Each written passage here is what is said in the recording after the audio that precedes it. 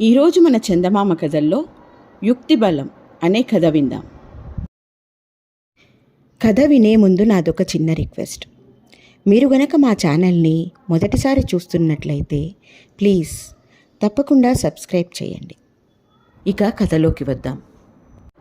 పూర్వం కాశ్మీర దేశాన్ని అవంతివర్మ పరిపాలిస్తూ ఉండేటప్పుడు ఏటా కరువులు వచ్చేవి. జనం తిండి లేక అల్లాడిపోతూ ఉండేవారు.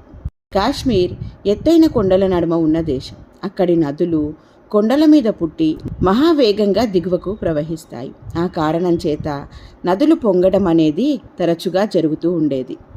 నిజానికి అక్కడి భూమి చాలా సారవంతమైనది. మహాపద్మ సరస్సు కింద అనేక వేల ఎకరాలు చక్కగా సాగు అయ్యి అధిక దిగుబడులతో పంటలు పండేవి. అయితే అది ప్రజలు అనుభవించే లోపుగా ఆ ప్రాంతంలోని వితస్తా నది పొంగటము, నది వెల్లువ సరస్సులోనికి ప్రవహించడము, సరస్సు పొర్లి పంటలన్నీ నాశనం కావడము జరుగుతూ ఉండేది. అవంతివర్మ ఎంతో ధర్మపరుడు. తన వల్ల ఏదో ద్రోహం జరగటం చేతనే తన ప్రజలు ఈ విధంగా కాటకం పాలవుతున్నారని అనుకున్నాడు. దేవుళ్లకు ఎన్నో పూజలు చేయించాడు. గ్రహాలకు శాంతులు, యజ్ఞాలు, క్రతువులు చేయించాడు. ఎన్ని చేసినా వరదలు నిలిచిపోలేదు. ఇలా కొంతకాలం జరగగా రాజు చెవిని ఒక వార్త పడింది. సుయ్య అనేవాడొకడు తాను వరదలు పోగొట్టగలనని కనబడ్డ వాళ్ళందరి ఎదుట ప్రగల్భాలు పలుకుతున్నట్ట. వాణ్ణి జనం పిచ్చివాడి కింద జమకట్టి తెగ వాదించి ఆనందిస్తున్నారు. ఏటా వచ్చే కాటకాలను పోగొట్టడానికి ఏదైనా చేయడానికి సిద్ధంగా ఉన్నందువల్ల అవంతివర్మ సుయ్యాను తన వద్దకు పిలిపించాడు. సుయ్య వచ్చి నమస్కారం చేసి నిలబడ్డాడు. నీవు కాటకాలను పోగొడతానంటున్నావట, నిజమేనా అని అడిగాడు రాజు. చిత్తం మహాప్రభు, వరదలు పోతే కాటకం దానంతట అదే పోతుంది అన్నాడు సుయ్య. వరదలు ఎలా పోతాయి, నువ్వు పోగొడతావా అన్నాడు రాజు. చిత్తం, నేను పోగొట్టగలను అన్నాడు సుయ్య. మేము చేయలేని పనిని నీవొక్కడివే ఎలా చేయగలవు అన్నాడు రాజు. డబ్బిప్పించండి, ప్రపంచంలో డబ్బు చేయలేని పని ఏముంటుంది అన్నాడు సుయ్య. మా ఖజానాలో ఉన్న డబ్బంతా పట్టుకుపో, కానీ వచ్చే ఏడు వరదలు రాకుండా చెయ్యి అన్నాడు రాజు. మంత్రి రాజును వారించడానికి యత్నించాడు, కానీ రాజు వినిపించుకోలేదు. సుయ్య ఖజానా నుండి తాను మోయగలిగినన్ని బంగారు నాణాలు మూటగట్టుకుని బయలుదేరాడు. ప్రజలు కూడా అతని వెనకాలే కేకలు పెడుతూ గేలి చేస్తూ బయలుదేరారు. రాజుకు టోపీ వేసి సుయ్య డబ్బు కాజేశాడని కొందరన్నారు.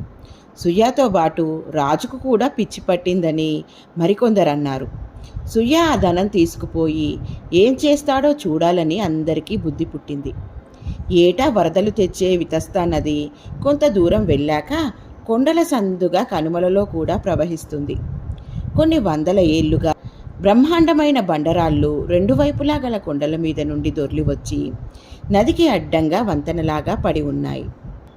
వరదలు వచ్చినప్పుడు తప్ప మిగతా సమయాల్లో ప్రజలు ఇక్కడే నదిని దాటుతూ ఉంటారు కూడాను. ఈ రాళ్ల వంతెన మూలంగానే వరదలు రావడము, దాంతో సరస్సు పొర్లడము, పంటలు నాశనం కావడము జరుగుతూ ఉండేది.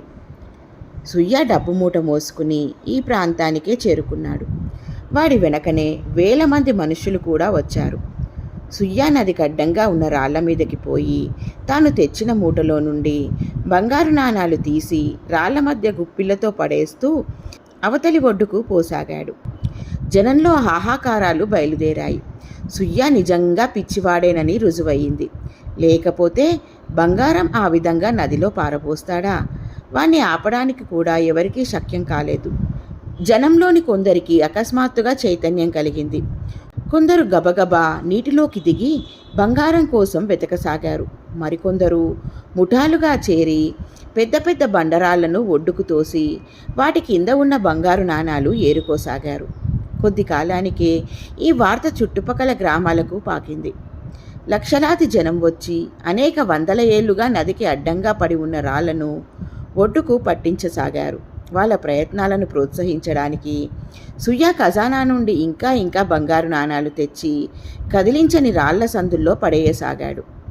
సాయంకాలంలోపుగా రాళ్ల వంతెన దాదాపు నిర్మూలమైపోయింది.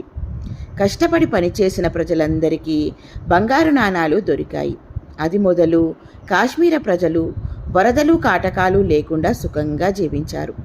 సుయ్యా యుక్తికి అతడు దేశానికి చేసిన మేలుకు మెచ్చుకొని అవంతివర్మ అతనికి చాలా ధనమిచ్చి సత్కరించాడు. ఇలా ఉంది ఫ్రెండ్స్ ఈ కథ. బాగుంది కదూ? నచ్చిందా? అయితే లైక్ చేయండి. మీ బంధువులకు స్నేహితులకు ఈ కథలను షేర్ చేయండి. మరిన్ని మంచి మంచి కథల కోసం మా ఛానల్ను తప్పకుండా సబ్స్క్రైబ్ చేయండి. మరొక మంచి కథతో మళ్ళీ కలుద్దాం. ఉంటాను మరి.